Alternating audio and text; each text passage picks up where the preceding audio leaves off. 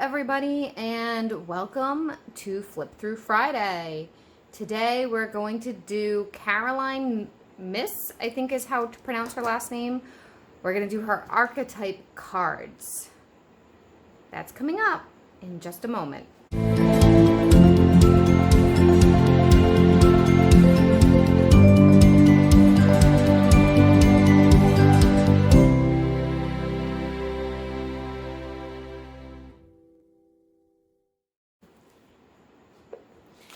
Hey everybody, and welcome to my channel. I am Mel from Mel's Divination. I'm the owner, the operator, and the creator here, and today is Friday, and on Fridays we do flip throughs of all different kinds of divination decks and materials that I have. If you like that kind of information, I suggest you check out the channel. I also do Witchy Wednesdays and astrology, tarot, energy, weekly, and monthly reports, so check all that out. I have a website. It's melsdivination.com. If you are looking for any kind of coaching or tarot readings or intuitive readings, I offer all kinds of things, so pop over there and check it out. And if there's anything that you have further questions about, like readings or coachings, and you're not sure what to book or if I offer it, feel free to send me an email, melsdivinationreadings@gmail.com. Without further ado, we're going to jump into this because it's late here and I should have posted this video way earlier today, so bear with me. Okay, if you're unfamiliar with the way I do Flip Thru Fridays, I go over the outside of the box, the inside of the box, the guidebook, and then the cards set to music. I do this style every single time. It seems to work pretty well. This card deck is literally 80 cards. It is the biggest card deck I own. I put it off for a very long time to go over because it's going to take so long to flip through it all. Also, FYI, we are getting to the end of properly copyrighted and published material decks that I personally own. We're starting to slow down and run out. So make sure you comment below if you are interested in some of the non-copyright material that I have, because I do have quite a few non-copyrighted things that I bought to try over time.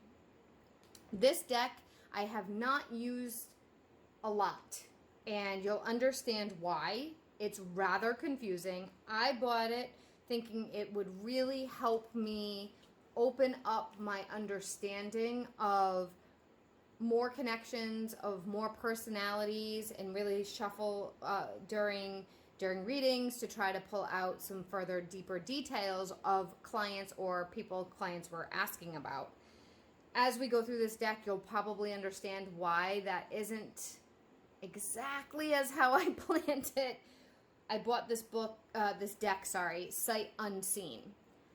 So that should explain that. Now, this box, I don't even have the deck in the box because I can't get this out. The box doesn't fit nicely. I don't know if it's like that for every box. I literally can't get it out. So I didn't want to fight with it and go through it all over again. I'm sorry I cannot show you the back because I can't get the back out. It is glossy. It is published by Hay House.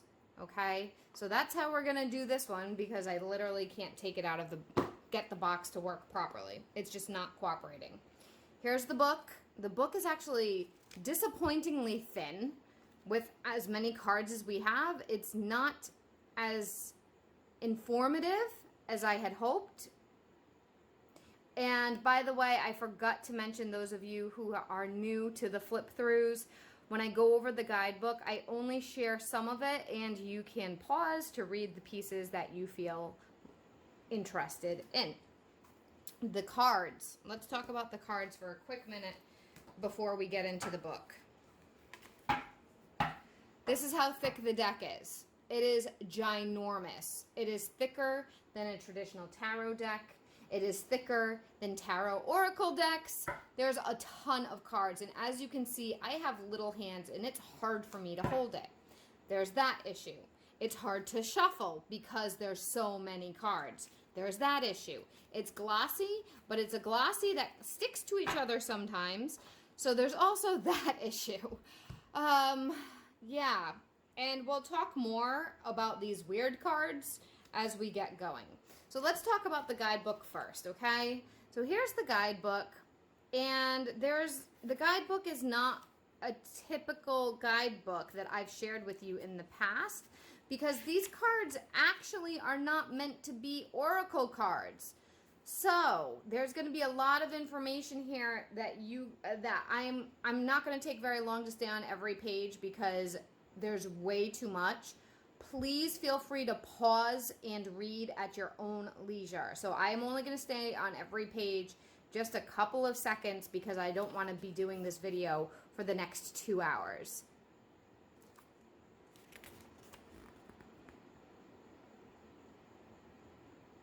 I will explain what's going on with this book.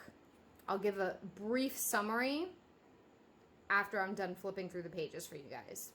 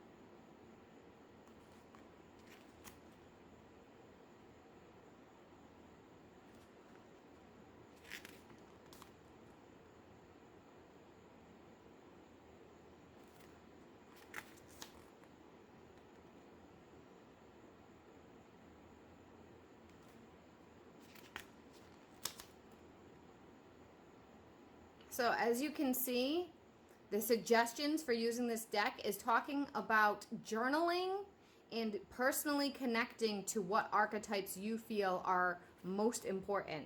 It's not an oracle deck at all. And then there's one for every single archetype, every single card. There's one of these. That's it. That's the whole thing. Okay? This is a very interesting approach that I've never seen. I mean, it doesn't say oracle cards, does it? It says archetype cards. It's a very interesting approach to using a card deck. The theory is based on Carl Jung's theory of us all having multiple archetypes in our personalities, in the collective conscious, in our life, and really working with the deck. If you go back and read the guidebook properly, working with the deck to figure out which ones you most connect to. It's almost a therapy, shadow work kind of box. Now, I have been using it as oracle cards, but it's hard because they weren't meant to be shuffled. They were not meant to be shuffled. So I can shuffle them sometimes, but it hurts my hands, and actually I just shuffled in some cards I didn't want to. So that'll be fun. We'll deal with that when we get to it. I'm going to explain. I totally just messed myself up by shuffling. Oh well. All right, so each card has a light and shadow section. So I'm thinking upright versus reversed. That's what I thought when I first started planning to do this. But I don't know. She doesn't talk anything about reversals at all. She talks about needing to connect to the card itself. Okay? And here's one of these cards. So there's 6 of these cards before we really get into it. I don't know what you're supposed to do with these cards. I don't know why there's 6, because she talks about finding the 4 basics. I read the guidebook pretty much cover to cover and didn't see any discussion about this.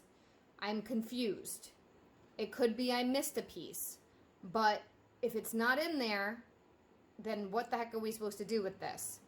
If you are familiar with this deck, you've used this deck, you know how to use it properly, comment down below for me what we're supposed to do with these cards. Why are there 6 of them? And what are we supposed to do with them? Because I literally don't know.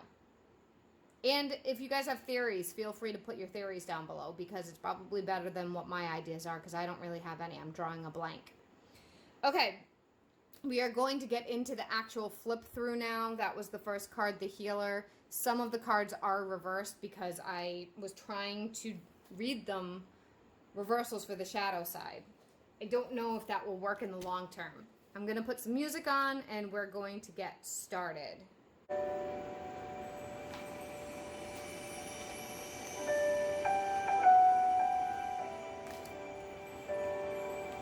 As you can see, those didn't really shuffle in. Here we go.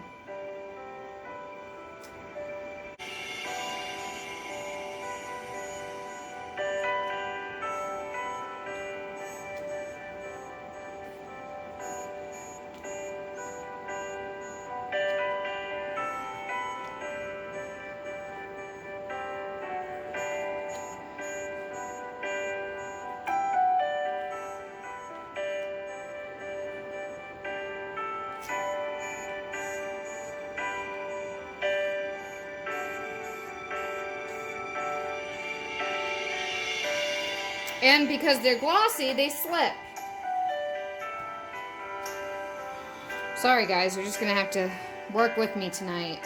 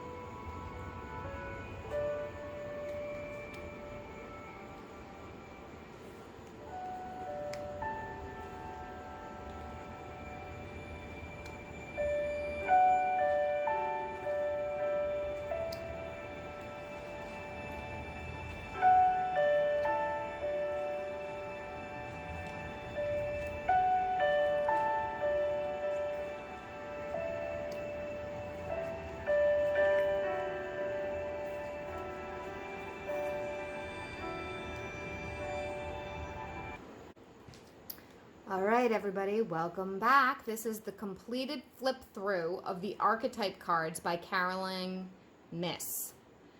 As I mentioned, this is not quite an oracle deck, and it doesn't say that on the box. I bought this thinking I was going to use it for readings, and I have a few times, and actually the few times I have, the cards that I pulled, when I read them to the client really resonated with them.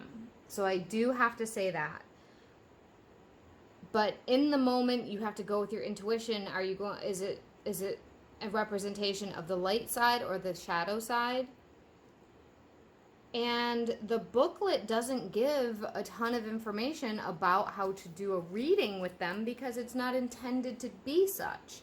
Now, don't get me wrong. We can use any type of material for divination. We've talked about this before. Water, smoke, fire, any kind of mirror reflective surface. Anything that you can look into and interpret intuitively can be used for divination. So that is not far off with this. They just weren't originally intended for that. So you got to make your own instructions. And I'm still in the process of trying to figure out what is the best way to use these as for readings. Because I would like to use them. That's what I purchased them for. And I haven't figured out the best attempt yet. Let me know if you use these for readings. Do you use these with clients for areas that they could work on? That could be cool for coaching. Pulling one of these cards and making suggestions about how to do shadow work with that for the client. I don't know. It's a work in progress for sure. And one of the reasons why I put off sharing it with you was because I'm not completely comfortable with this deck. And I may never be. I may just turn around and sell it used. Because I don't know if I'm ever going... I have so many decks already.